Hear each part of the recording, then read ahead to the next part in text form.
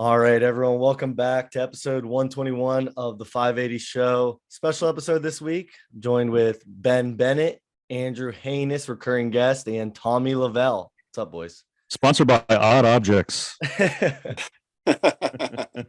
What's going on, guys? Horsepower. Not much. So just want to start it off. Let Ben kind of have the floor to start.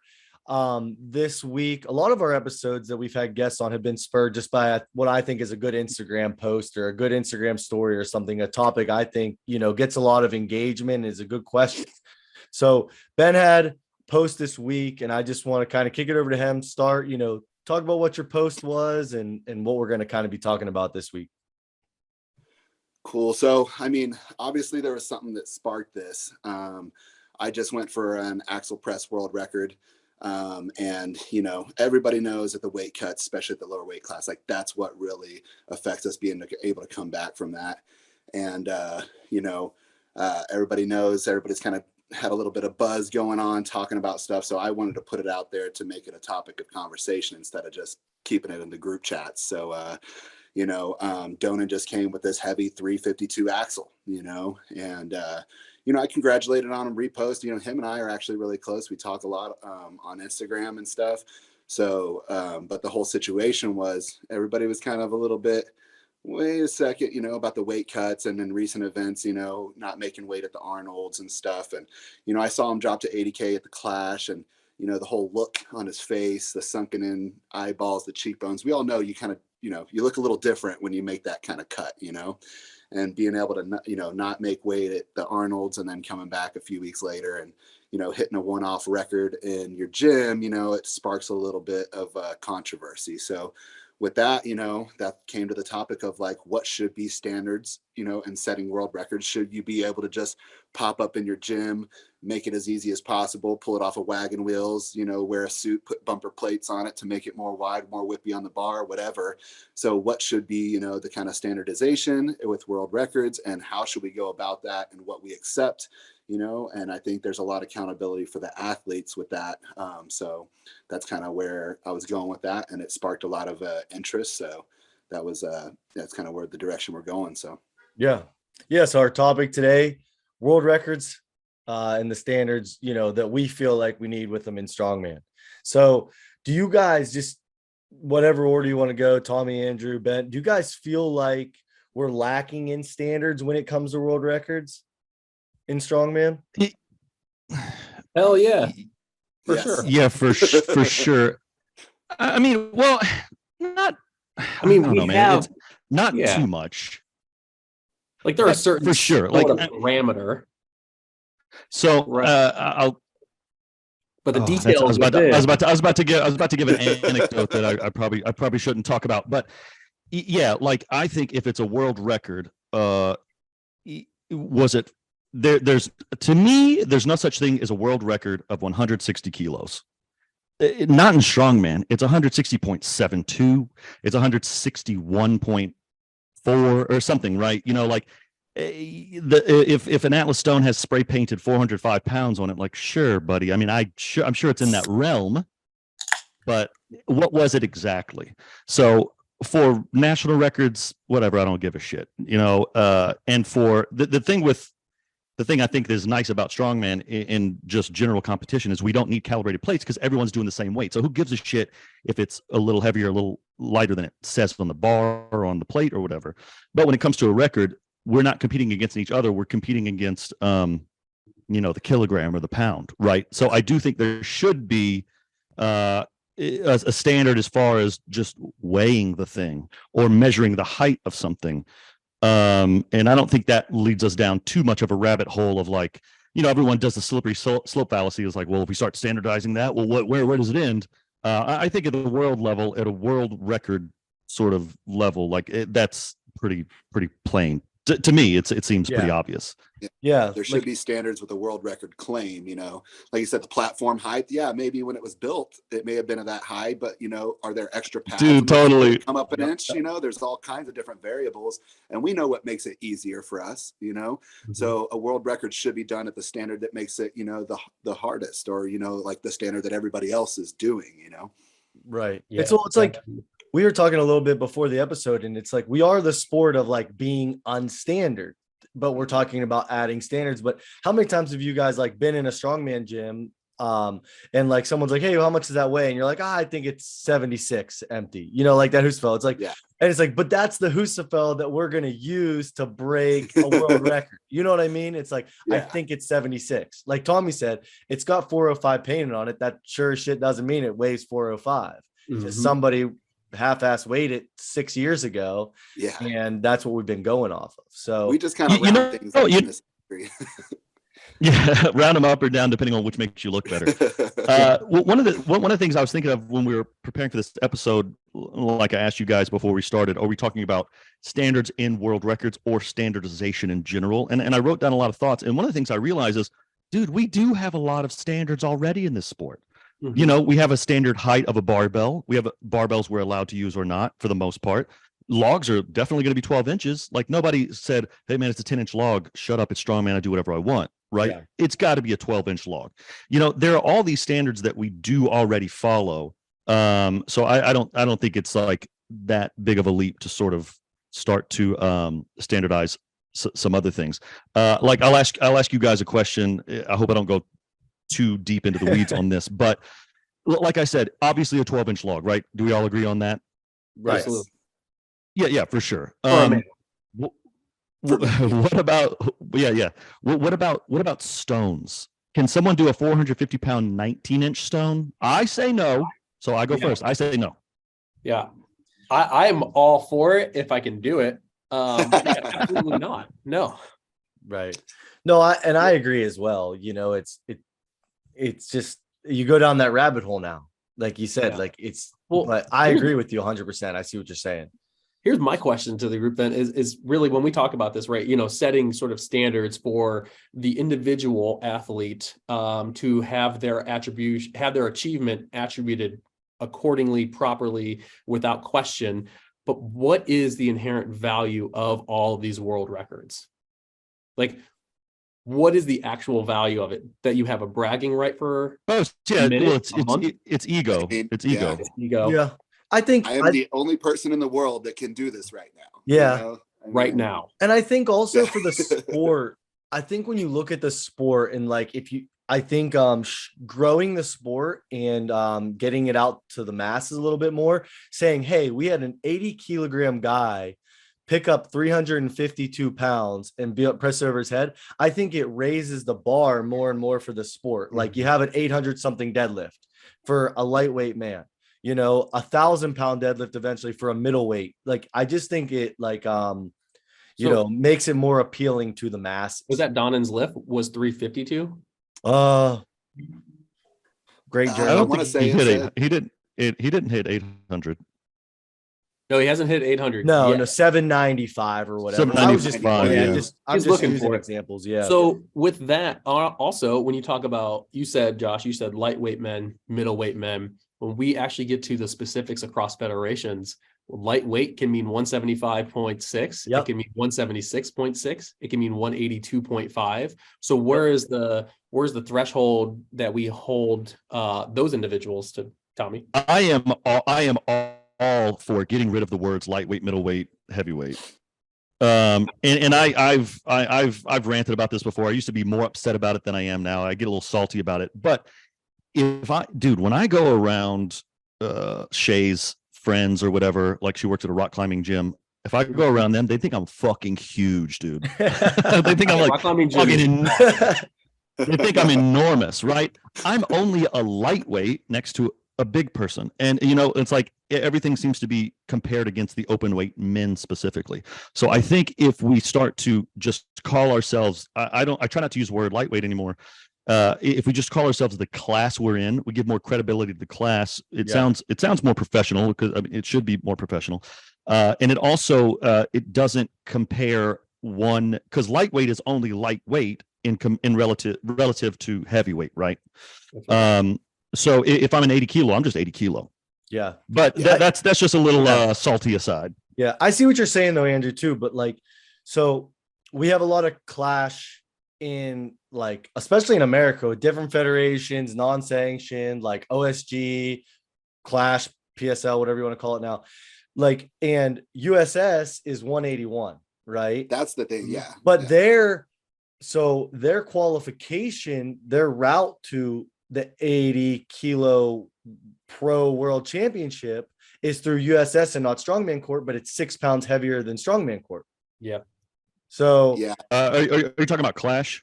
yes. So to Okay. qualify for Clash, there's a couple routes online, a couple different shows, and in America, USS, they take the top 2 from the 181 men. But that is Pro Strongman League. Yes, Pro Strongman League. Right. Which I actually really like. I like that name a lot better. But Logo. you're 6 pounds heavier than the class you're competing at, so you're going to have guys, you know, that can make the cut a lot easier. So it just muddies up the water even 6 more. pounds is a lot. Yeah. So yeah, I mean, okay. When I went for my axle press world record, it was a USS sanctioned show, so I was a lightweight, but I had to drop to 176 as opposed to everybody else that was at 181. You know. Oh, I didn't know that.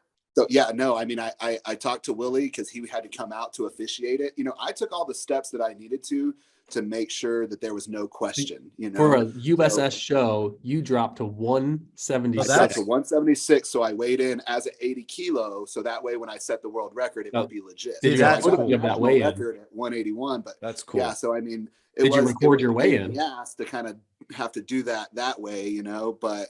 You know, But that was just me making sure I had all my grounds covered so nobody would be like, hey, well, what'd you weigh in at? What is this? What was that? You know? But did you record the weigh-in? I did 100% butt ass naked. You want it? I would love to see it. You can put it in this video. I'm all about the bulges, though, you know. But well, so that's a unique situation. And does everybody have to uphold that if it's not in the rules? Well, let's talk about that. That's a good segue into this. Weight class athletes. I run shows. A lot of people are meet promoters. How do we document the weigh-in process for weight class athletes? Even if it's not a record, what's stopping me from letting my friend compete at a show 15 pounds heavy?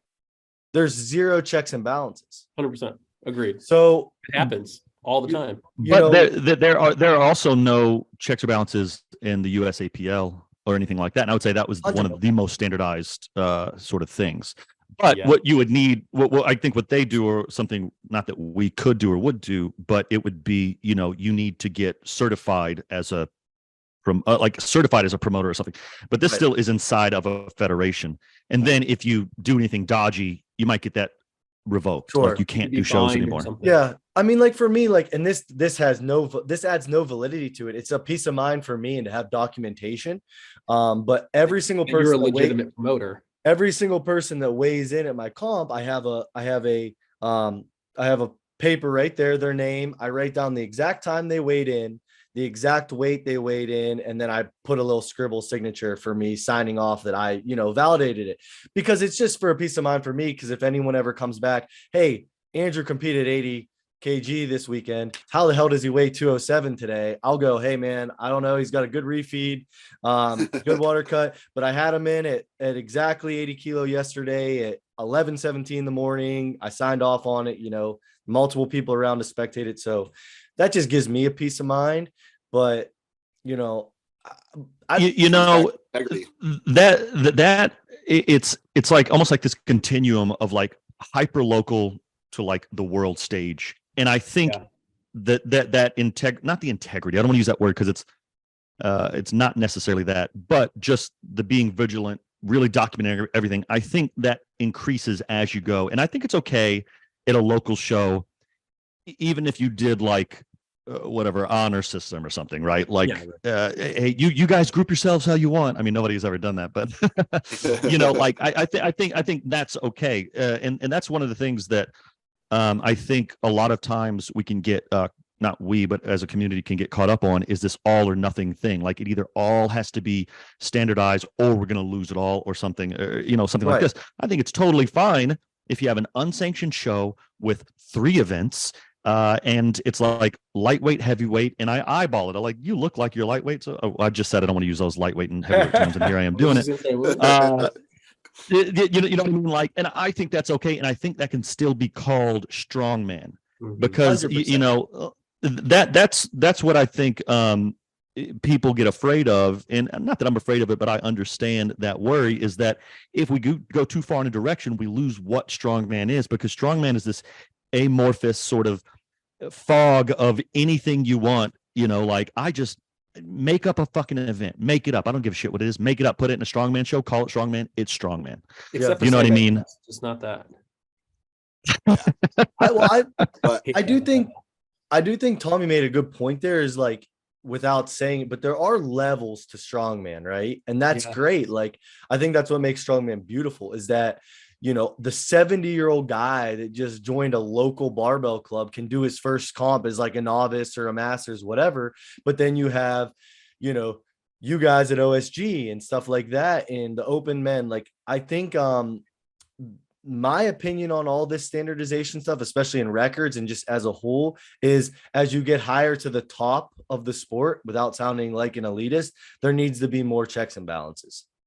Yeah, a little bit more scrutiny. Absolutely. Like kind of Tommy said, we're living up to a kilo amount or a weight amount, for that world record. So it should be that amount, not a guesstimation or we went up and down 2 or 3 pounds on this implement, and that should be the same with body weight. I mean, think about whenever we're qualifying for something, we're qualifying online, we actually have to weigh the implement and stuff. Like, we may not have to weigh in, but there's so much more scrutiny on that side for just a qualifier, so at that level, especially making a world record claim, you should have everything, all grounds covered, and proof of all left.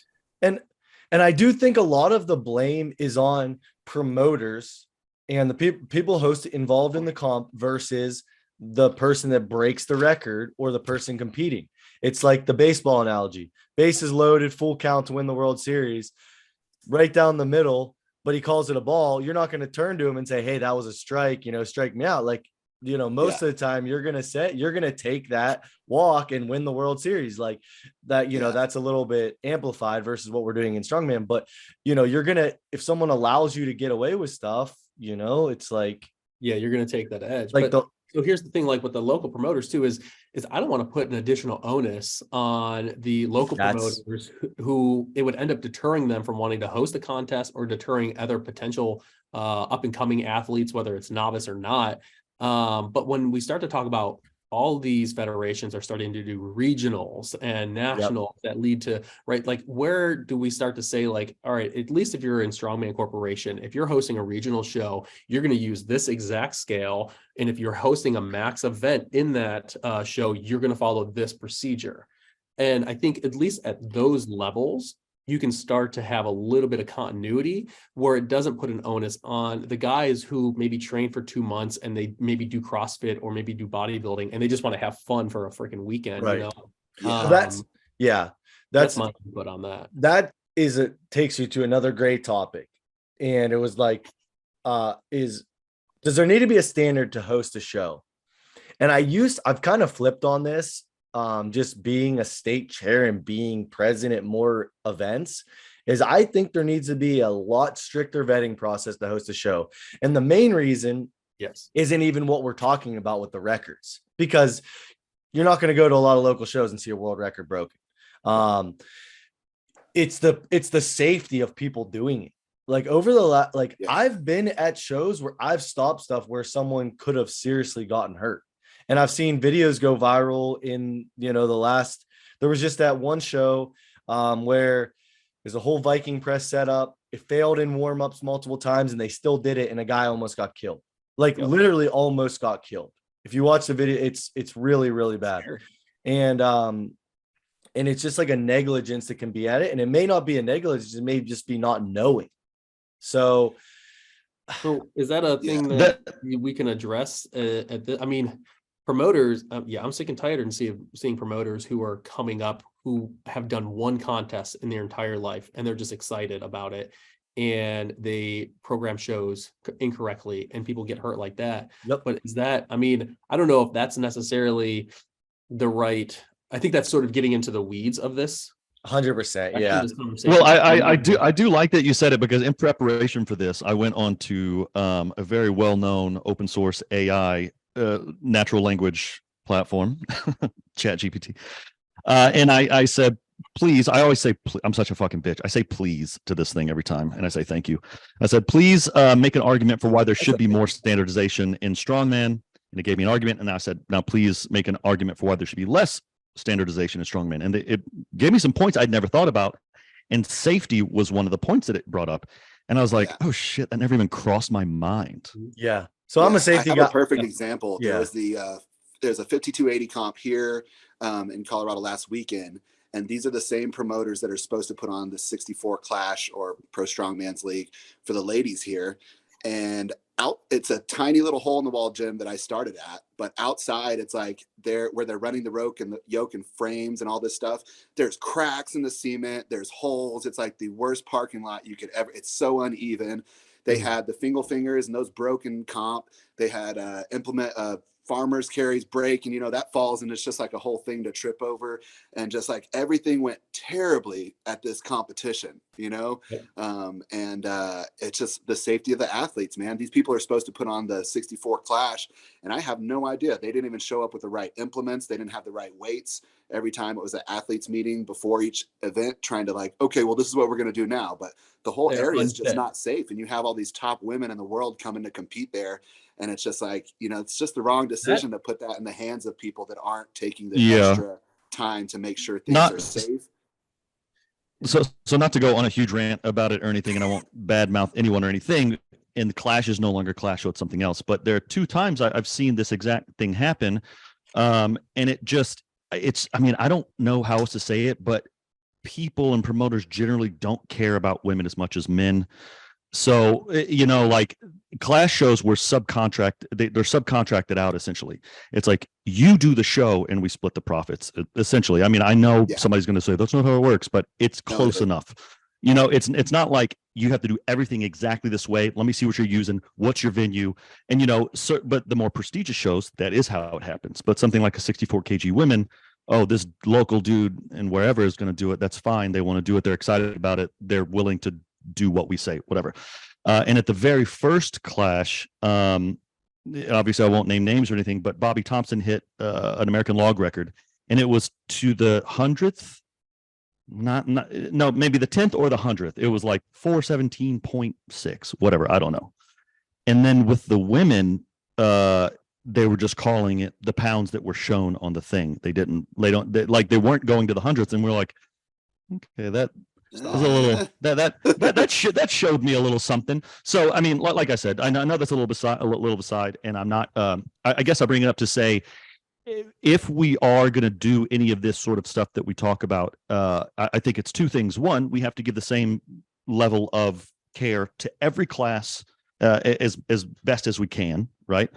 Every class, every show, and like we said, maybe there's a continuum of more care given at higher level shows, but a world-class level show, great example. The other thing is, it's like, as far as the standardization for records and things like that go, or the integrity that, I want to find a different word besides integrity. I don't know, another word, but not integrity, but something like that, right? There needs to be a sort of one place that we're all looking, and we all look at that one place, because I might be looking over here and saying, like, I like what this guy did, I'm gonna do that sort of thing. And then Andrew does a show, and he's the stuff he consumes, he's looking at over here, and this is his idea of his visible universe of what he considers the right thing to do. Needs its own version of open powerlifting, is what it sounds like. Hey, you want to talk about it? Is there something you want to tell us, Tommy? What's going on? Yeah. Okay. Yeah. So talk about it.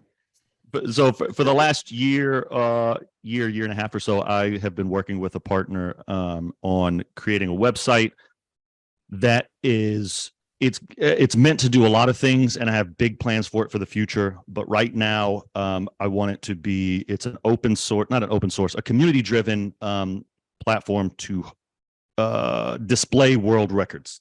So if someone hits a world record, they can hop on and type it in themselves and put the record in, and the record's there.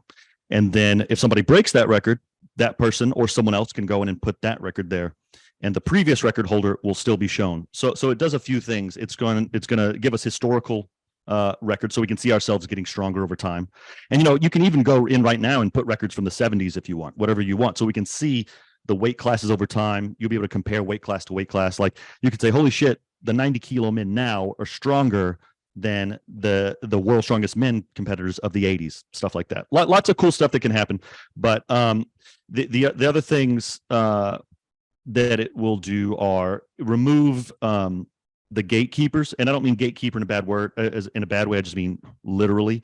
Like let's say for a while it was Cale Beck, I think, right? Keeping track of records. So you might say, well, shit, I want to break a record. What's the record? And even just recently, as little as like a year or so ago, someone texted me in the middle of a show and said, hey, what's the 80 kilo record for this? And I was like, I don't fucking know, dude. And somebody goes, oh, I know what it is. Hold on. So I have to text somebody and they send me an Instagram post and I send that person is, I say I think this is it. And then I've been in chats before where somebody's like, this is the record. And somebody goes, no, this is the record. And you're like, oh, that is 2 pounds heavier. Holy shit. I didn't even know that existed. So if you have someone that's like just documenting records themselves, well, first of all, they need to know that the record exists. Mm-hmm. Secondly, they need to have the time to do it. So it's not updated right away. And it's just like a job that can be gotten wrong or and not for any reason, just because if it's just one person keeping track of all the shit, that's a lot of shit to keep track of. So it gets rid of that. Now anyone who has a record can go throw it, right? The other thing that we're working on is a way to sort of address all the stuff that we're talking about now. And I think, and I really hope it's the best way to sort of corral the fucking herd. What do you do if there's a bunch of cows and get them to go in the same direction? Wrangle? Yeah, I don't know. Wrangle? Yeah, herd. Fucking, I don't know, dude. Is without telling people what to do. So we'll let people do whatever they want, essentially. If you got the record, boom, I don't give a shit. Post it on the site. As long as there's video, that can be the record. But we're working on places for you to upload a video of your weigh-in, a place to upload a video of you weighing the weight or measuring the height of a platform, right? Because sure, maybe that platform is, Benjamin was saying this earlier, like 48 inches, but we've got 2 horse stall mats. Now it's 1.5 inches lower than what it actually was. So I need to see that weighed. Well, I don't need to see it weighed, but the more you have and we haven't figured out if it's like a grading or a rating or whatever, but the record will have some sort of thing that lets you know how much information was given to it. So if there is a place that we're all looking at and we all agree, hey, this is the place that we look at for records, I can always go in here and be pretty sure that it's up to date because, people's egos will, dude, when I won OSG in 2019, I don't think I'd even got my award before I'd already updated my Instagram profile, right? Bio said, world's strongest man. I did that right away. Yeah. So, if we have something like this, you're going to put your record up right away. So if you know that's going to happen and we all agree this is the place to look for it and you know that rating's there, then you might take the time to say to the promoter, hey, I need to get a video of myself weighing in, or your buddy, hey, I need to get a video of this being weighed. You know what I mean? And then it takes a little bit of that onus, like we're talking about, off of the promoter, puts it onto the athlete in a way, because unless they don't give a shit, maybe they don't care about this sort of stuff, and that's fine too. It'll just be on the site and it'll say, whatever, C- rating or 76% tomato or whatever the fuck we decide to do. Yeah. And then, like I said, there are a ton of other things that we're working on the back end to just continually release value to the strongman community. But I really think that this is a way. I'll go on the tiniest rant ever. It's probably not going to be tiny. I talk too much, but not too long ago, there were a group of people who were very vocal on Instagram. And I don't know if we all consume the same stuff. I don't know what people consume. I don't consume much strongman content, but I did get this thrown in my face. And it was all about, hey, if you don't like the sport, you need to change it. And if you're not doing something to change it, you can't complain.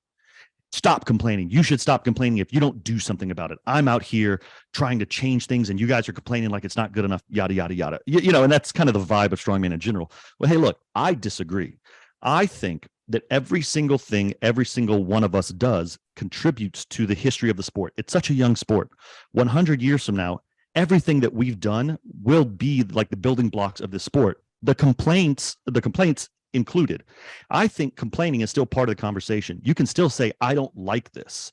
Well, but we'll do something about it. Well, fuck you. I've got 2 kids and 3 jobs, and I do this for fun. I should still be able to say this isn't right. I don't agree with it, and not have to like make it my life. I don't think that's fucking fair. I think every single one of us, I like to think of it as like art. We're all creating this like beautiful masterpiece, and we all get a say in how it's done. Like maybe somebody wants to do some graffiti over here. I want to do fine art over here. We're all just doing brushstrokes, you know, every time we compete, every time. Yeah, he's dancing, you know, it's like a movement piece. So every meal we eat, every time we train, like I think about all of this stuff as like energy that's output into the universe that goes into this one thing we do. And we are necessarily all changing it and driving it in a direction together. So I think that the standardizations that will emerge are the ones that as a community we all agree on, either explicitly or implicitly, eventually. Yeah. Without a doubt. And that's it. Oh, so no, not at all. Yeah, no? It's just 100% like. Oh no, I was saying not. I was saying to Benjamin, it's not malicious. What'd you say, Andrew? Oh, I was saying that helps shape our attitude as a collective too. Yes. Oh, absolutely, absolutely. Right.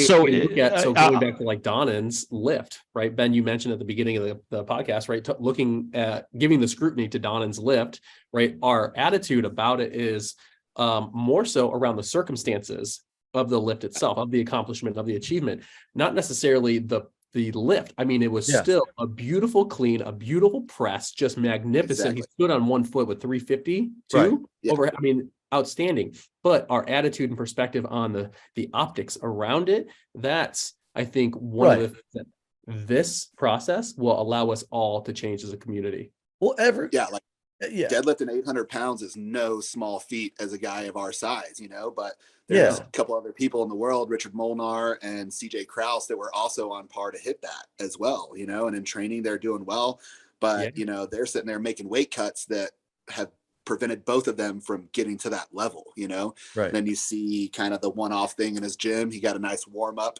on his own, you know, kind of whatever he wanted to do, and then put bumper plates on it to make the bar more whippy. Like, we know what makes even on wagon wheels.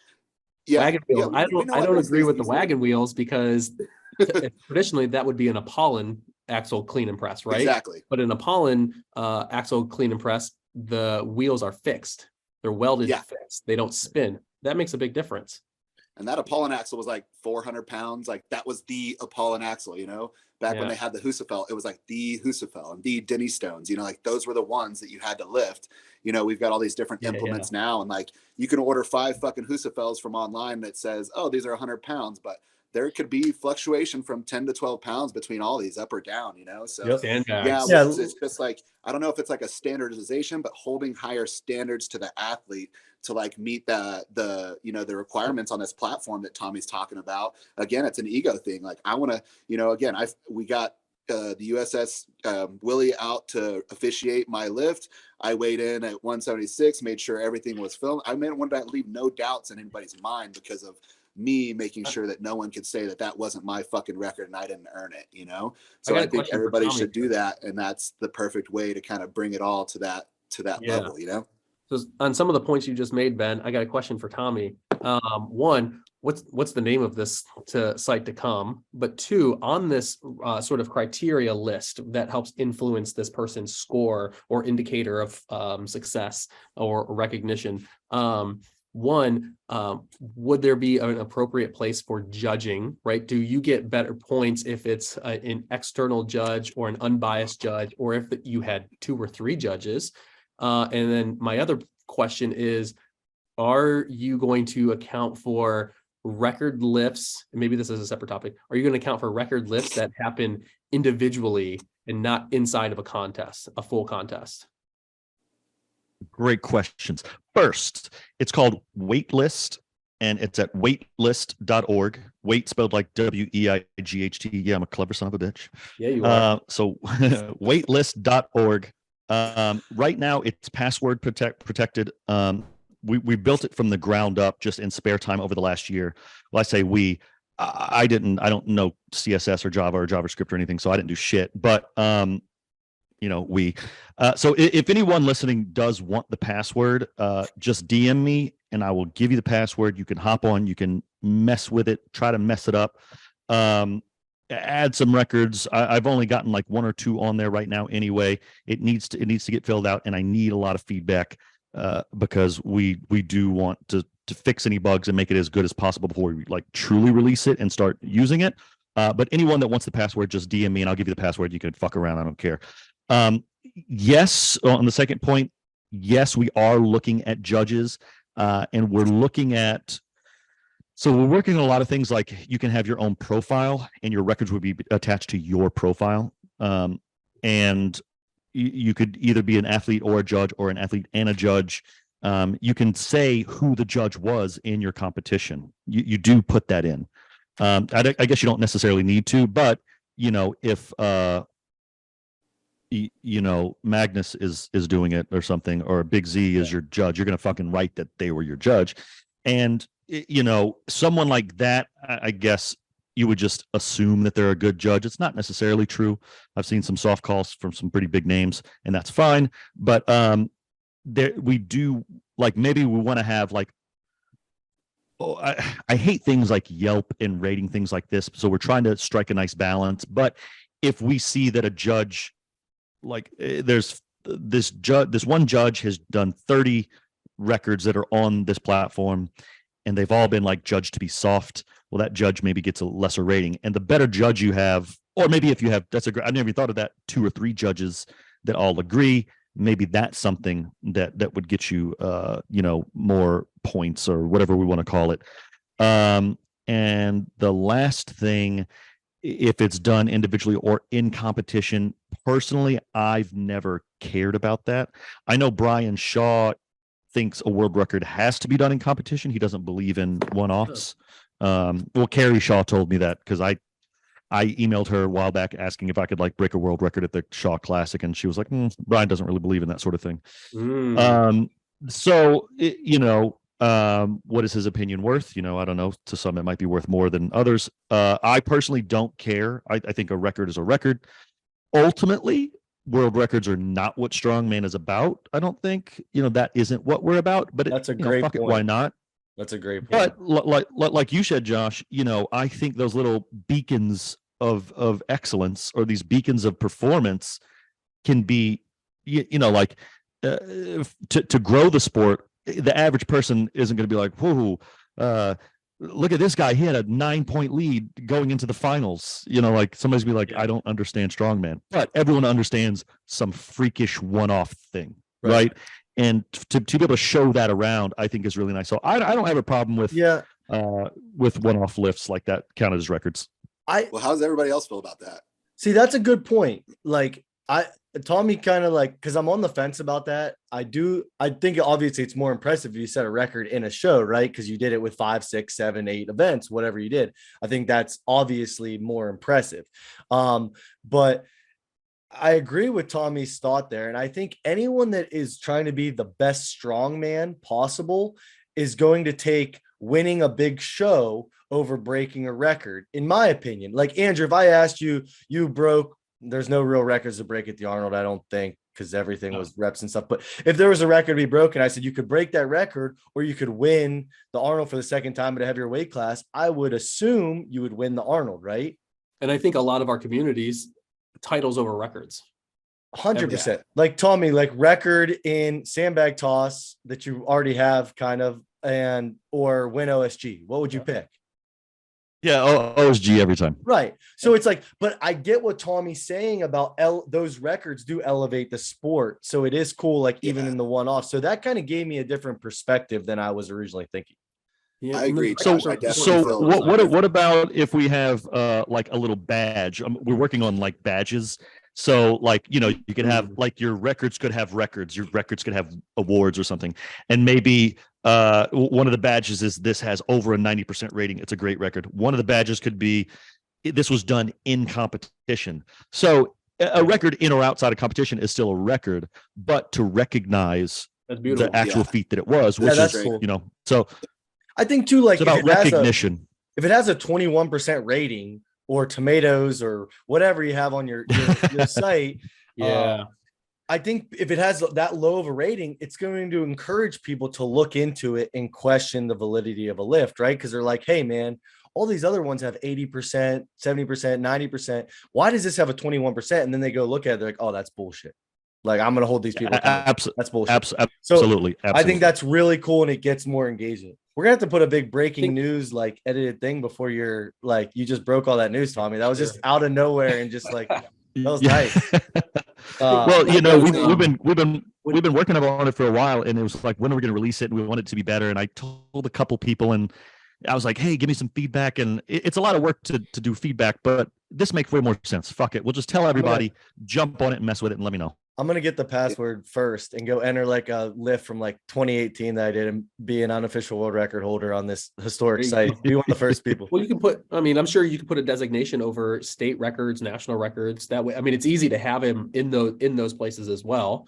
And I think one of the things that when we talk about these records, going back to the question of value or worth, people who are looking from the outside the strongman community will tend to look at records because those are really good, easy, tangible numbers that people can relate to. And so do it with CrossFit, we do it with powerlifting, you do it with track and field, right?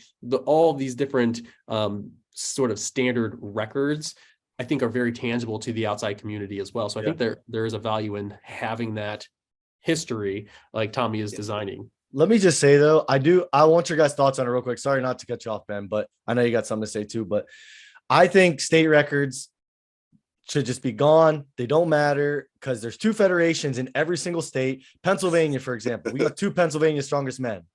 Like there's I have a Pennsylvania state record. Right. And like, for example, like there's an 18-inch record in Pennsylvania, and one promoter does it on a silver dollar 18-inch, and one promoter does it on wagon wheels with 18-inch. And if you've done it, wagon wheels are harder, way harder for me personally. Like I pulled over 1,000 on a silver dollar setup because they're bullshit, and you move them an inch. Yeah. It's not a real, you get a freaking Texas deadlift bar with a shit ton of whip and put these silver dollars on it. Yeah, you're pulling from 18, but like, you're moving a bar literally half an inch.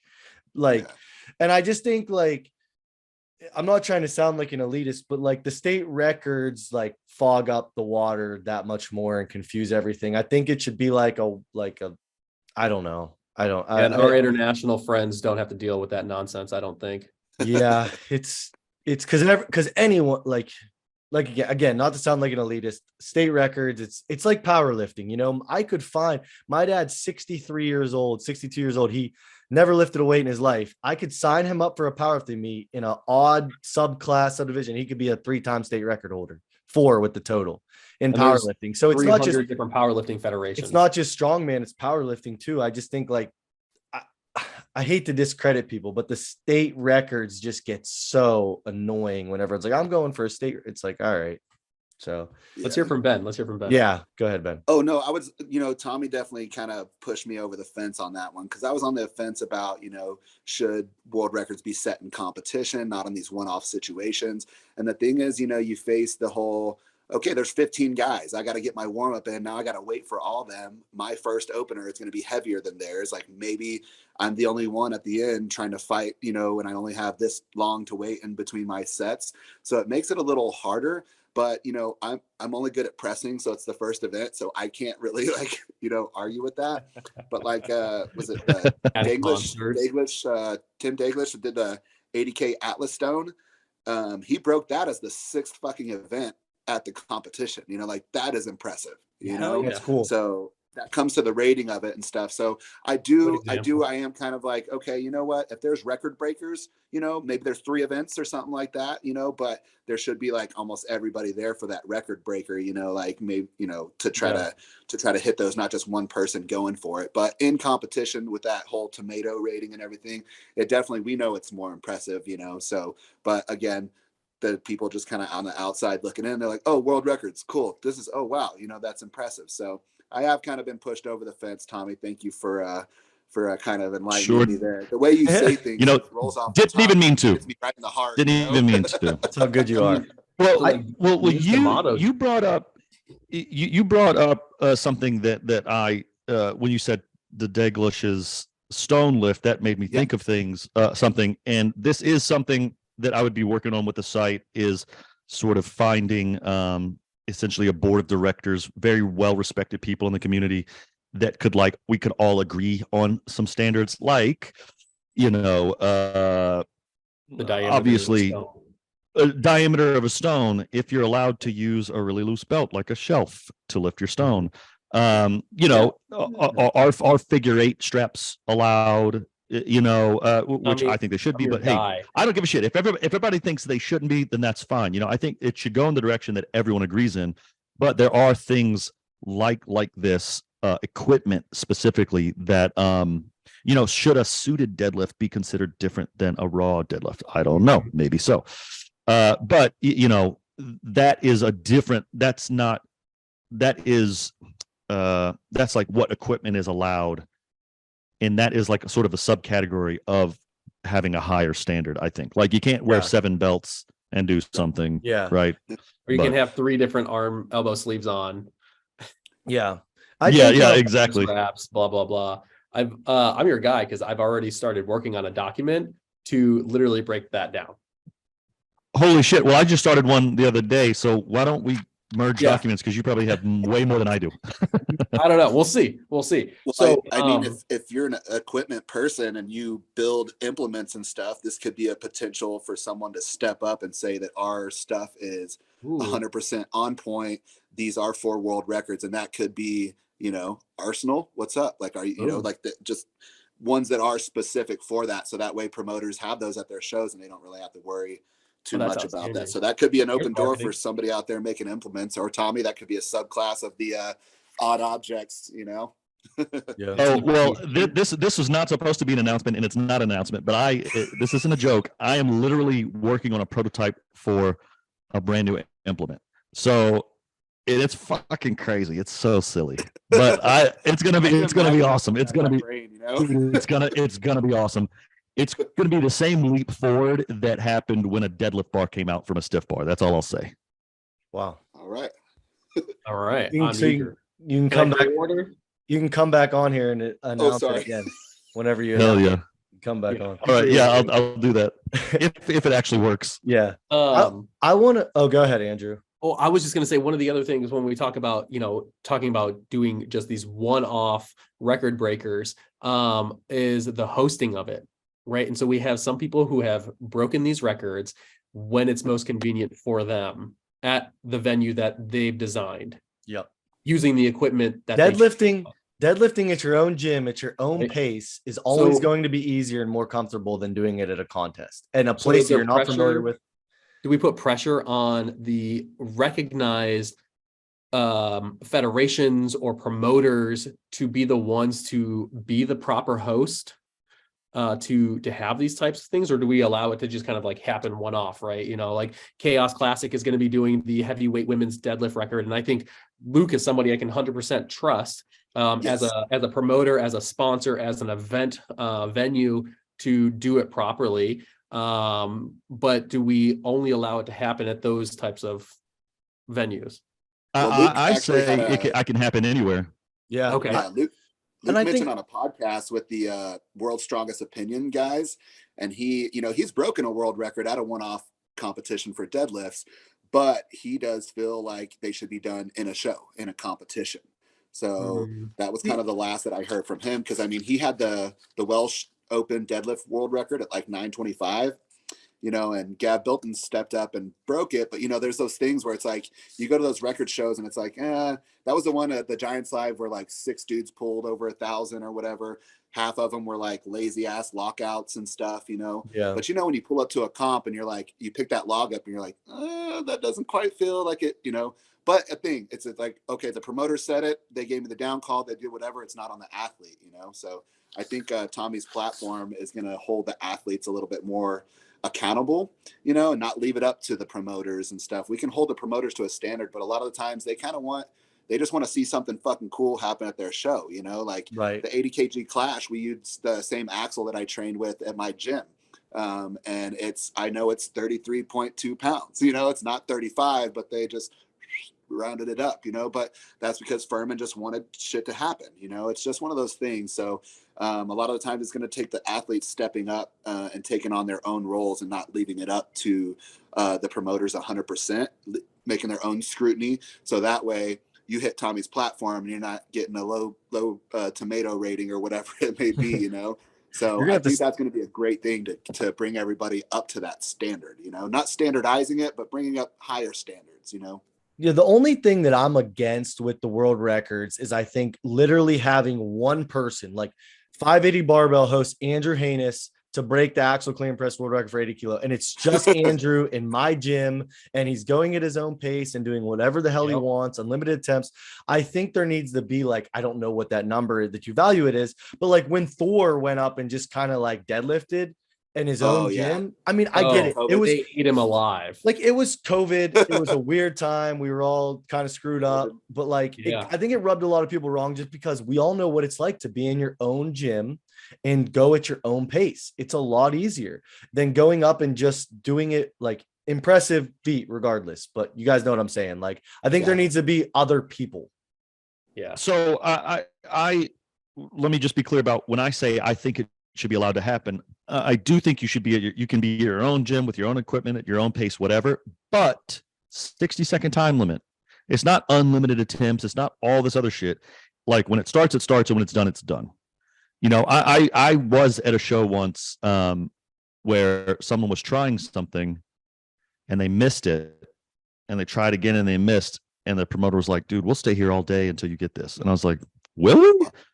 That doesn't, what about, so what's to keep us from staying till next month? Like, you know what I mean? Like, I think personally, and this, I'm not disagreeing with you. I'm just stating my opinion. I think it's fine if you're the only one, if the whole show is for you, if you get to go at your own pace, warm up how you like it, that you're at your gym, all that stuff. But once the time starts, and that's the thing that is holding, that's the thing that's keeping everything equivalent, essentially, across competitions. Obviously, it is easier at your own gym. It's easier at your own pace. It's nice. I mean, personally, I perform really well under pressure, so I don't need to be at my own gym. It doesn't make a difference to me. But I could understand that it would be easier for some other people. And one person did reply. I posted a question box about some shit, and somebody was like, "You shouldn't be allowed to be at your own gym. You shouldn't be allowed to use your own equipment." And I was like, why shouldn't you be allowed to? And he was like, well, because it's something about cheating. And I was like, oh, so you're saying it's easier to cheat if you're, well, yeah, of course I agree that you shouldn't be allowed to cheat. Like cheating should not be allowed, but all things being equal, time, place, and circumstance to me are irrelevant as long as the weight is the platform is also open to other competitors. Oh, yeah, sure. Yes. Okay. Good. Yeah. I don't know that you should be only allowed to have one person. I was just saying if there happens to be only one person, that's different. That's different. I agree. I agree with that. But okay, I got you. Weigh in the implements, video weigh-ins, all that needs to be consistent. And there should be other people like invited. But what do you guys think about like Wessel's rules? Like should you be able to fail it and then attempt again, or if you got 3 attempts and if you fail one, you're out? With the 60 seconds I don't really in between. care about that. I mean, the Wessel's rules were always kind of weird to me, and I don't know if that's just because I've done a lot of powerlifting as well, and that just seems like a disadvantage to the lifter and an advantage for the promoter to just get through athletes. Yeah, I think if you, I say no Wessel's rules, unlimited attempts. Hear me out. If there are 2 people going back and forth, I deadlift, I break record. This other guy's like, well, fuck it, I got to break the record now. I'm going to break that record, and then they break it, and we go back and forth, chipping each other to eternity. One of us is going to fail, right? So I don't care. You don't get only 3 lifts. Andrew, were you at that USS Worlds in 2019? Were you at that USS Worlds in 2019? Yes. That was Pennsylvania, right? We were all there. Yeah, and I pulled 680, and it was like really quick and easy. And I played it safe. I think I could have done more, but it was Wessel's rule, so it was my 3rd attempt. So I just did that. Yeah. I wish it could have been like, fuck it, dude, try for more. Why couldn't I have another go up? Because but the other thing is, you don't need 3 attempts to fail a lift. If you fail, I think maybe once in my dude, yeah, I think once in my life have I seen somebody fail a max deadlift and come back and hit it. It's like once it's not going up, it's never you've used it all. It's done. So I think realistically, we're trying to max the athlete out, not limit him. Right. Yeah. Yeah. So yeah. Wessel's rules as a promoter, Wessel's rules for a local competition or just like our topic today is world records. So I think if you put a limit on attempts, you are cheating the viewers or the competitors out of something really great. Like Tommy mentioned, he might've been able to pull 715 that day. He pulled 680, but he's capped because it's like, oh, that sucks. I know like this year I had the biggest FOMO ever because I didn't qualify for Clash and I was watching you guys and I'm watching Tommy Lovell throw a sandbag and I'm like, holy shit, this guy might be able to throw this over like 25 feet. And I get, and it's like, we only get to see it because he's so much better at throwing than everyone else there. No offense, Benjamin. He's way better than throwing than me too. So it's like, dude, he sat in the fucking stands for the first 10 minutes of that event, just chilling with his sunglasses on. Dude, he's like, how high is it now? Yeah. Is it? Like, it's like, I'm watching from home as a true like fan. And obviously I'm biased because it's my class, but like my favorite class and watching one of the best athletes ever do it. And I'm like, you're not going to let this guy throw over like freaking a skyscraper right now because he can like it's like it was such a bummer, right? But like that pissed off a lot of the community. Berman was trying to meet the ADL live standards. He had the 105K show after that, and they need to recognize what the people want. So I don't care if it's ADL live or ESPN or and they may stand down to or defend raising the bar. To defend it, they may have literal contract standards that they have to meet. So I get that. There's stuff that I may not see. Like I get it, but like that does suck for the viewer. I'll say like my whole point was like in a local show, you got to put. I have documentation. I can't remember if it's 27 or 33, but it's one of those two numbers. We had unlimited attempts in a deadlift, and a lady took like 27 attempts on a deadlift because it was 10-pound jumps, and like she won the event after like 4 deadlifts and just kept going. There's one or her and one other. And like, she was just doing it to be funny. And it literally extended the show like an hour and like a half because of her. So she kind of sucks, like for sure. But that's inappropriate. like that's, that's different. I mean, if that was World's Strongest Man, or if that was Rogue Invitational, they would have kept the camera rolling. They would have kept the bar going up. Yeah, because they know that that's what the people want, and it's viewership first, right? When you're talking about the exposure, we want the athletes to do the best, but when we want spectators, we want to drive an audience to continue to watch. We want to see shit like that. Right. To only provide it at the most elite levels for the open weight classes it's a shame. Yeah. And it's a missed opportunity. Well, the sport's in a better spot right now, I think, than it's ever been just from an athlete. I mean, that's just how sports evolve, right? You get stronger and it gets better and better. That's how it's supposed to be. So I think these roles that we've had since God knows when, like a Wessel's role, has been catered to that original strongman, foundation or whatever, the outline of a strongman show. But now that it's new shows and there's pro shows and there's OSG and everything like this, we want the viewers to see the best of strongman. So I think that's the best way to kind of sum it up. And circling way back, because we kept talking and I just wrote this down real quick. Tommy, I don't know how long ago it was now on this episode, was talking about people, they're critical of strongman, right? And everyone's like, well, if you don't like it, fuck you, change it, do that.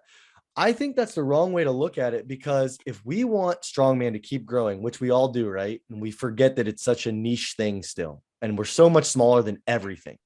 We need to get to that mindset where we're going to have critics. Athletes need to learn how to act like athletes. Like, you're going to have fans or critics and people talking shit online. And I think a lot of people can't handle that now. There's all these strongman podcasts. I have one. Like, you need to be able to act, like an athlete. If you want to be a pro athlete, not everyone has to be a pioneer of the sport. Just hearing a critic, that's a sign that the sport's growing. So I thought that was a really good point that Tommy had, that not everyone has to be a pioneer of the sport. That's an old way of thinking.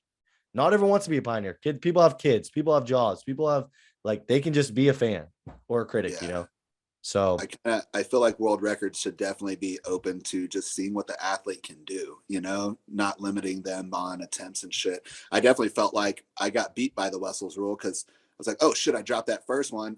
But that first one, I was like, okay, I knew exactly what I did wrong, but I had 60 seconds to try to do it again, and try to clean a 340 barbell or axle 2 times was just, it wasn't feasible. But like Tommy said, like Bro, you went cut down on out. that fucking knee like a champ. I did. Oh, I was like, was bury gonna say yourself that. under it. Bury yourself under it. And I was just but if I had more chance, just like you did on that deadlift, like you want to see what the person's capable of, not how they fit into that standard box of, well, this is your attempts that you got to pick, 20-pound jumps, whatever. I think with world records, it should be open like that. Unlimited attempts, get it done. Like you said, if you can't do it, you're not going to do it, Right. So, and I think one thing that strongman has got caught up in, I think in these last 2 years, and I'm curious your guys' thoughts on it, is running a show super fast. And I think running a show super fast is good, but I think running it smooth is better.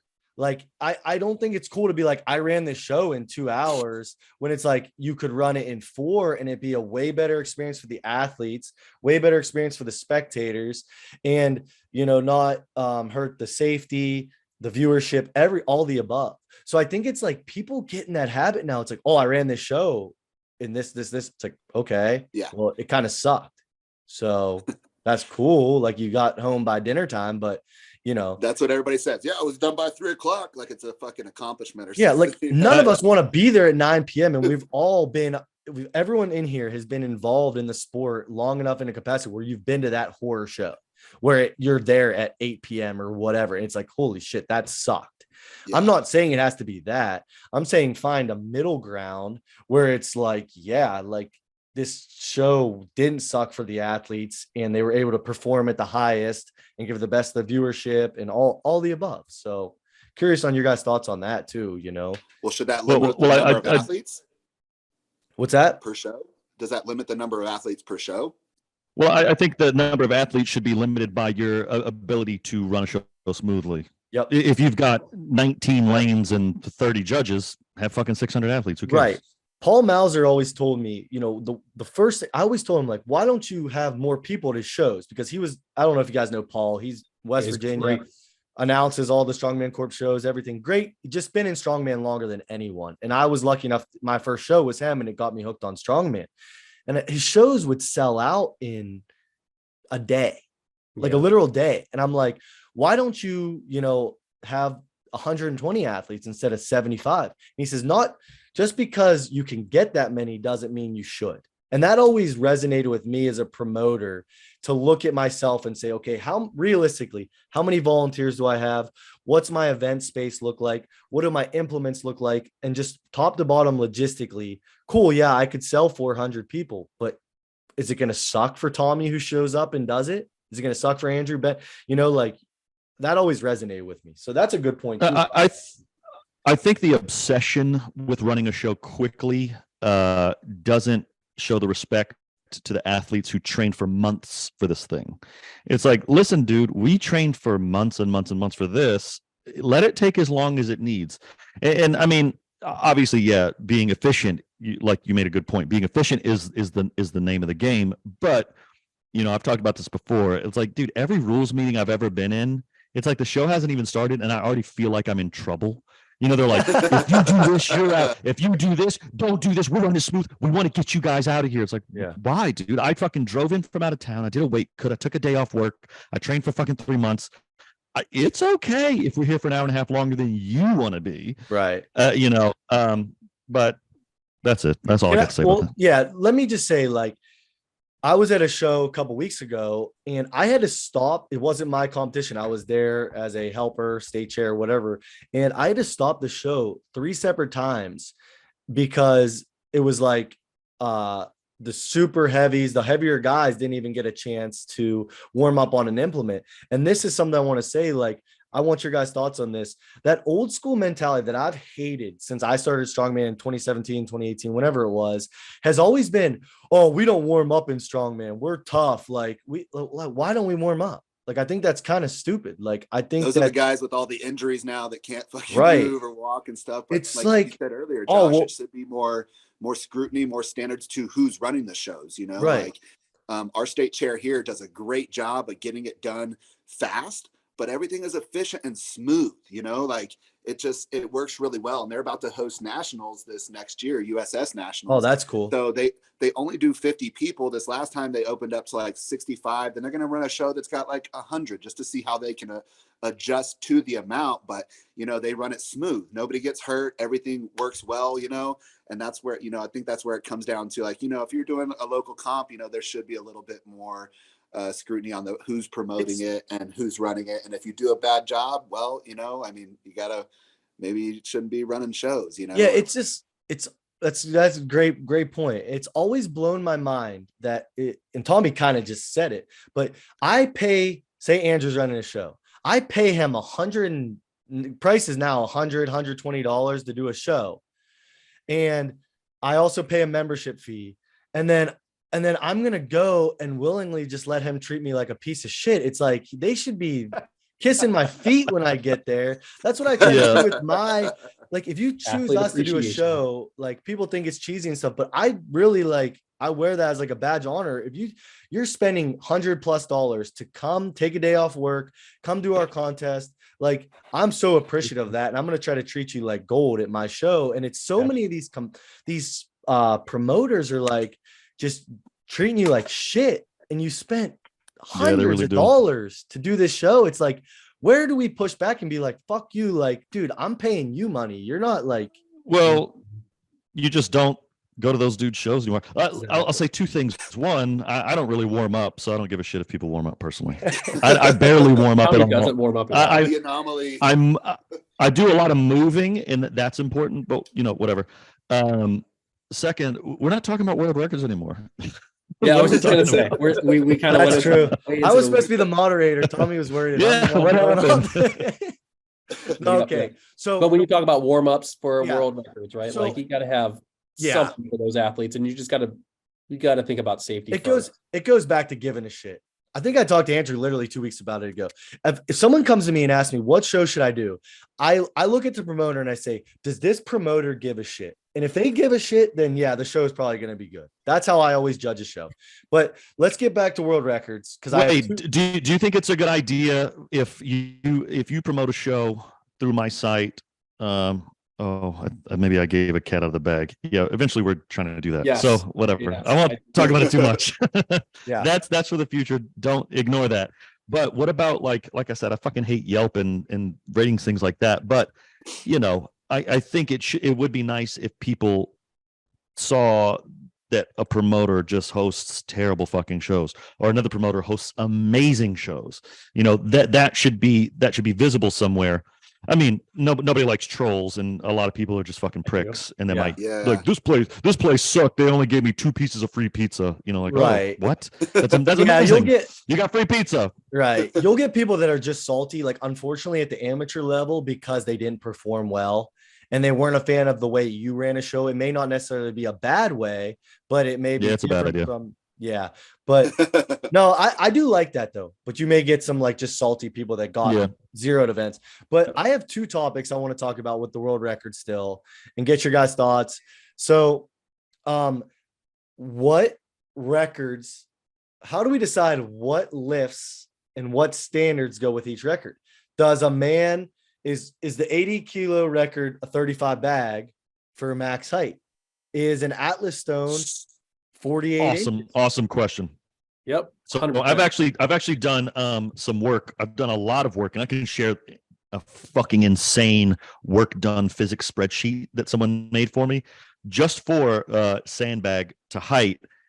What I figured out is, after all this work and talking to a lot of people and some dudes who like love physics, you just multiply the weight times the height, and the bigger the number wins. I mean, I was like, but what about parabolas and, like, you know, 9 meters per second or whatever gravity is?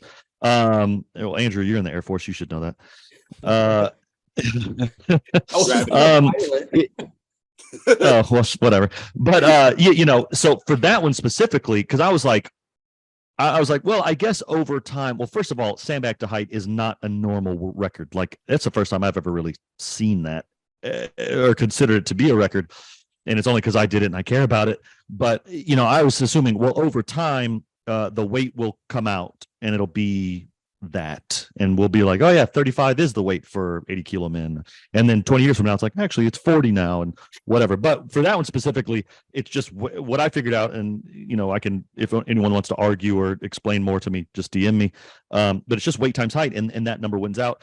But I think, just like with everything else, there also is a space on the site to request a new event be added to the records list. So there are going to be some very standard things like deadlift, obviously, log, obviously, stone, whatever. And then maybe there'll be another section. It's like, these are sort of records that we're sort of testing out to see if anybody cares about. I think anything can be a record. It doesn't matter. With your bag toss, and then do you have two separate records on a bag toss if it's a rogue bag versus a Cerberus bag, or That's if it's sand versus rubber crumb? You're jumping ahead of my next question, but Sorry. yeah. Well, for that one, I don't think so, because I've thrown enough bags, and to me, they all feel about the same. But something like height for Atlas Stone, those heights have been sort of decided. It's 48 inches for men and it's 44 inches for women. That just is sort of see, but I see a lot of of the records we're on, and I see a lot of 52 now for men. 52. Like I see a ton of 52, but not for a world record. Not for a world record. Yeah, that's what I mean. Yeah, in competition, absolutely. And as far as like, I think there could be a stone run considered a world record, because at OSG it's always the same. How Giants Live has, it's like the Giants Live world record, because they just do the same stone run every time. Stuff like that. Like they have it. That's a good point. It's always the same thing. Right. And you would need to be on that implement or that thing. So there could be an OSG world record for stone run, because it's the same time every year. Or the same thing every year, and I know Andrew agrees with that one, because I was gonna say congrats on your world record. That record. I'm sorry, I was disappointed that nobody could even lift the final stone. That was embarrassing for our weight class, dude. I ran out of time. I didn't know that I was that short on time. Unbelievable. And I tried to one motion the fourth stone for no fucking reason. Well, so to your point about OSG records and so forth. One thing that I wanted to bring up, and I forgot until you kind of kindled my fire a little bit, but Highland Games has field records for each of the events, right? And so you can have a field record depending on where you are at that event, which takes place traditionally in the same place over years. And they go into such detail that there's actual historical records on what the weather was like that day as well. And so talk about field records, we could do that with OSG, with Arnold, and all of these like PS pumpkin spice latte, all of these things. We can do those specific field day records or whatever. Yeah, it's cool. Yeah, that is an awesome idea. I think we should absolutely do that. And if I don't know what your retention rate is on these episodes, but if anyone's still listening, please send me any website that sounds anything like what I'm talking about. Like Andrew referenced Highland Games. We should absolutely look to other sports for inspiration. And if there's anything that you're like, well, these guys do this and that's kind of fucking cool, I'm open to anything, because like I said, this isn't Tommy posting the records that Tommy agrees with. Right. My name's not even on it. It's just, I just want it to be a place where everyone gets a say, and I'm willing to do anything that is a good idea, not just my idea. Right.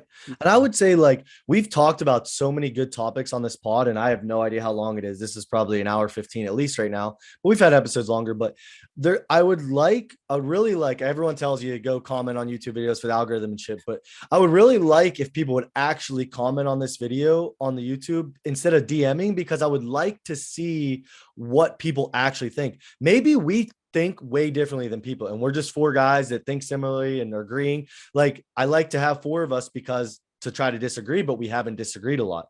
I would like to see, what does the outside viewer think of these records, think how it should be hosted, all the above. Like, what do you think? Comment what do you think? Because I forgot that I was going to do this and I didn't know if I wanted to do it and all yada yada yada. What do you guys think about maybe me starting a Discord channel for weight lists, and then it could be like I could have a different little room or whatever the fuck they're called for like stones, and everybody could talk about stones. And would you guys do you guys have Discord? Do you care about it? Yeah, I've actually been using it with another group.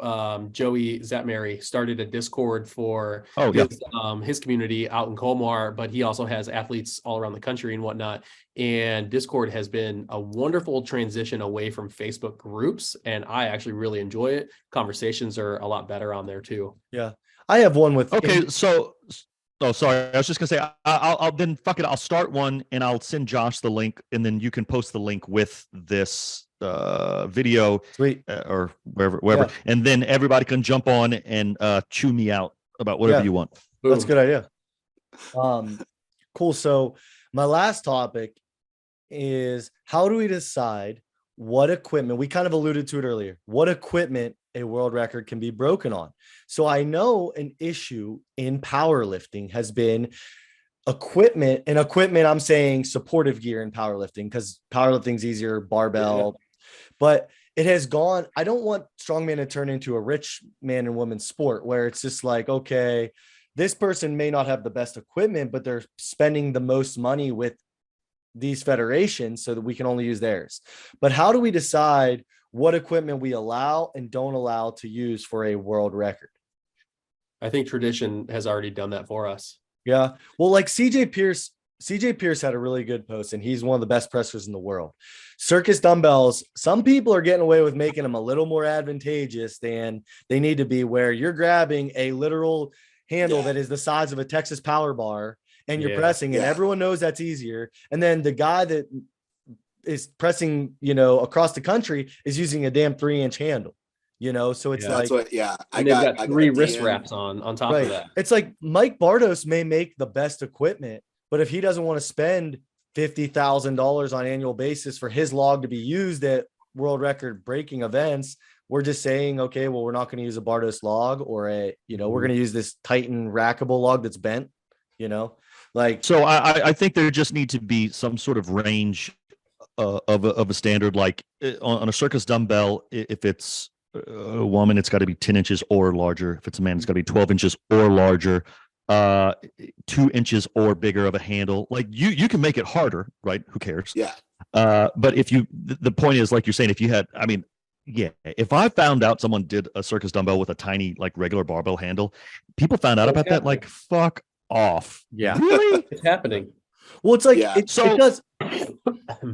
it goes back to weighing the implements. Like, it is a quick fix of like, okay, obviously no like circus dumbbells with a small handle, but weighing the implements. I got a log for the gym that was supposed to be 110 pounds. It weighs 88.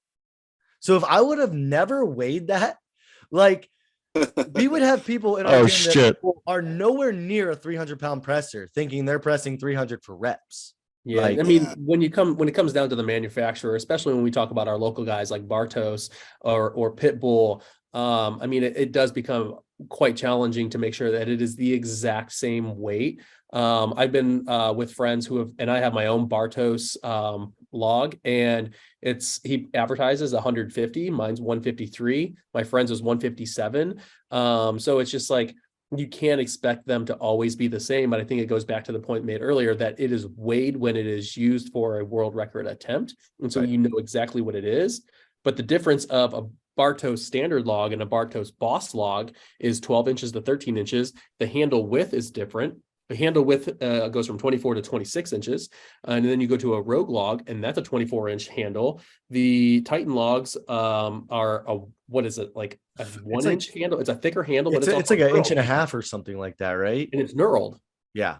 Yeah. So those are the things I think that are more important, right? We can always weigh the log. I don't think that a rackable log should ever be permitted as an attempt. That's just nonsense. But weighing the log, you could do that. But the actual width of the handle or the diameter of the log, I think, needs to be standardized, and everybody can meet those standards. Yeah. And I got so many DMs after my story, and people were like trying to knock, well, this dude did this and this dude did that. And one of the things was the, Donan's circus dumbbell, they were like, that was less than a 2-inch handle, it's like a tiny little dumbbell, Yeah. but yeah, I mean, it's, obviously it needs to be at least 2 or more. We know it's going to be a lot harder. We know what makes things harder and what makes things easier, Dumbbells are hard to do because we just had the Arnold and we had the Max dumbbell, which was the Rogue Monster bell. That was a 12-inch. So that was a 12-inch dumbbell, but you measure it, it's a 13-inch dumbbell and it is a 3-inch handle. It was insane. And so I have the Rogue 10-inch dumbbell, but my dumbbell, I measure the diameter is 11 inches. And so even when they advertise what it actually is different. And if we talk about the style of the dumbbell being a sear sort of style with the rounded edges versus sort of the cylinder tomato soup can looking thing. Is it closed? Is it open-ended? I think all of those things kind of matter. And I don't know, do you have separate records for each of those? Like if Tommy goes and he lifts the actual sear dumbbell that's designed, it's a solid piece, one solid piece, versus somebody using Bartos's Globe dumbbell. I mean, which one has more value? Yeah, it's a good question. I don't know the answer. So this is something that I hope emerges over time with waitlist, and it's I get people involved on this, like board of directors or whatever we want to call it, and there are some decisions made, and it's not saying you have to do it, but if everybody starts to look at, like I said earlier, I'm looking over here, Andrew's looking over there, we're all looking at different places for what we think is right or wrong. If over time we start to agree, hey, waitlist, this is the place that we agree is the right thing, and we get enough of big names involved in agreeing on standards, then sure, man, go break out. You can call whatever you want a world record over here, but it just doesn't get to go on the site, or maybe it does, but it once again, it's like it's got an asterisk and it says this, or an asterisk and it says, hey, some things you need to know about this is that the handle was less than 2 inches. This happened. There's no video of this. There's no video of that. And then, I think it happens on Wikipedia as well. Like there's a note that this information in this section has not been verified. There's no source for it, stuff like that. So, hopefully over time, that sort of stuff, if a long enough horizon happens where we're all looking toward the same thing, then I could see a world where 10 years from now, someone tries to do something with a small handle or something like that, and it's not even up for discussion. Just we all go, well, yeah, that just doesn't count. We don't, like it's not even it's not like, well, I think. It's like, no, we all know that's bullshit. So we don't even care. It goes to the community. Sorry, Tommy. It goes to the community instead of being petty and making like a little half-assed complaint post. It's like, do what Ben did. He just straight up made a freaking post that got some engagement. Like, obviously people are willing to engage in it and hold people accountable. Just be like Tommy said, dude, we all know that doesn't count. I think it goes back to the community helping each other and holding each other accountable if we want to see the sport grow. So exactly. Yeah, absolutely. I think the community wants to talk about it, right? Ben, you made your post and got a huge reaction. I made a rant the other day on promoters. I got a huge reaction from people I don't even often talk to. And I mean, people want to talk about these things. It's just making it more available to talk about, like having a Discord, like Tommy mentioned, right? Where people can go in and they can at least, even if their opinion is not heard or their complaint isn't heard, they have put it out there in the ether and it's been considered. I think that's incredibly valuable. I agree. Well, it sounds like we're wrapping up. So the last thing I'll say is, and Andrew said this before we started recording, we want to keep things positive. And I don't mean positive in the feel good, happy go lucky way. I mean positive in mathematical way where we're trying to do things that add, not chip away, like we're doing the opposite of negative, but in mathematical, whatever. I'm losing my point. So we want to, push things forward in a good way. And also, I think things are already going in that direction. So we should, be grateful for that and look and say, like, things are getting better. Like even at OSG, starting next year or starting this year, they're going to be using the Giants live rules, like sticking strict to those rules rather than like, do we do this? Do we do that? And like kind of making it up not making it up as they go. Lynn's done an amazing job, but this is just every year things are getting better, things are getting more professional and more serious. So, recognizing that that's already happening and that we're going to continue in that direction, and that I think everyone has a say, and that's what this site is all about. And I encourage people to go look at it and use it, and please give it a little bit of grace. It's still under construction. There's a lot of things. If there are any mistakes, please let me know. We'll fix them right away. If there's anything that needs to be added, we can try to do that. I want this site essentially to belong to everyone, so everybody gets a say. And What about sponsoring? yeah, that's, I guess that's it.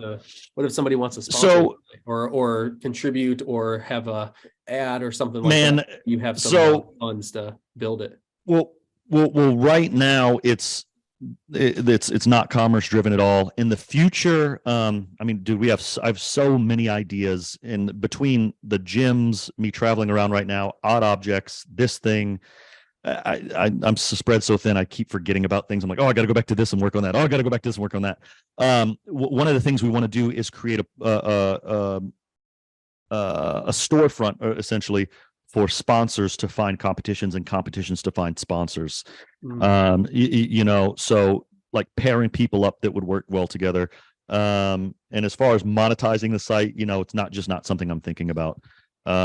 Does it happen one day? I don't know, possibly. But right now it's really about just adding value to the sport itself. That's cool. And giving people a way to add their own value, which is at this point their opinion and their knowledge. Somebody's going to know about a world record that I don't know about, and I'm being selfish. I want to be able to look at it and know, hey, there's that thing that I didn't know about. Yeah. And last thing I'll say, and I'll let Andrew and Ben kind of put their closing thoughts, is everyone in the sport speaking up. I will say the best ideas I've gotten from as a gym owner, as a promoter, and as an athlete have 9 times out of 10 come from the novice people in the sport, because they see stuff new. You walk past something every single day, you don't notice anymore. You get someone new in the sport, just because you're a novice. If you haven't hit a 600 deadlift, we don't care. Like, we care about growing the sport. So if you're like, well, why the hell do we do it this way in strongman and not this way? Speak up about it, because the way you're thinking may just have never been thought about before, because you're a new green brain in this whole thing. And that's what we really need. So Tommy, that was a great point.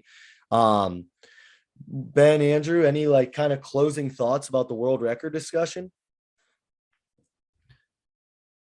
I think Andrew's muted. Oh, sorry. Dealing with allergies, man, sucks. But yeah, honestly, I think that there's one thing, regardless, we have a lot of options and a lot of thoughts. Everybody has the tools to sort of uphold standards. It's sort of being behind those people who are doing the work. And so if you have a very serious opinion, or if you feel like tools have been left out of the toolbox that need to be considered, reaching out and saying stuff on this, to be Discord or just DMs or on the YouTube chat channel, things like that. It's going to be so super useful, because if we don't start to do this, these conversations are never going to end. And we're going to find ourselves back here in a year talking about, somebody else's world record attempt, and we're going to be, not advancing ourselves. And so if we want this to actually become, I'm not using PSL as an example, but because they have acknowledged pro strongman, if we want this to become professionally recognized or hosted on televised, TV and all that, like actually getting the audiences it deserves, these are things that we need to start doing now. Yeah. And Ben, you started this whole discourse, so I'll let you kind of close out with your final thoughts. And, I know a lot of people appreciate you, having the balls to step up and just make the post, because it got a lot of people involved. So any thoughts? Ben.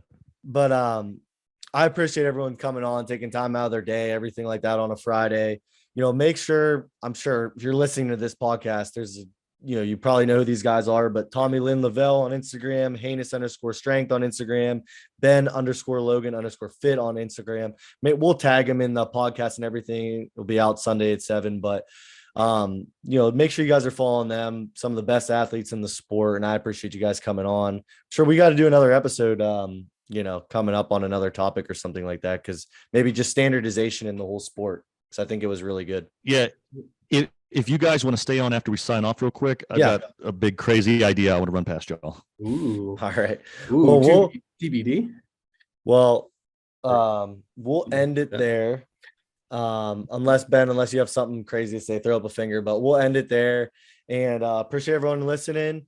Make sure you support these guys. Go to 580barbell.com. You get horsepower pre-workout, get merch, stuff like that too. Odd Objects, Andrew with A7 as well. So everything. Make sure you guys are Weightless.org. Yeah, weightless.org. But yeah, till next week. Thanks, guys. Yeah. All right, thanks, Josh.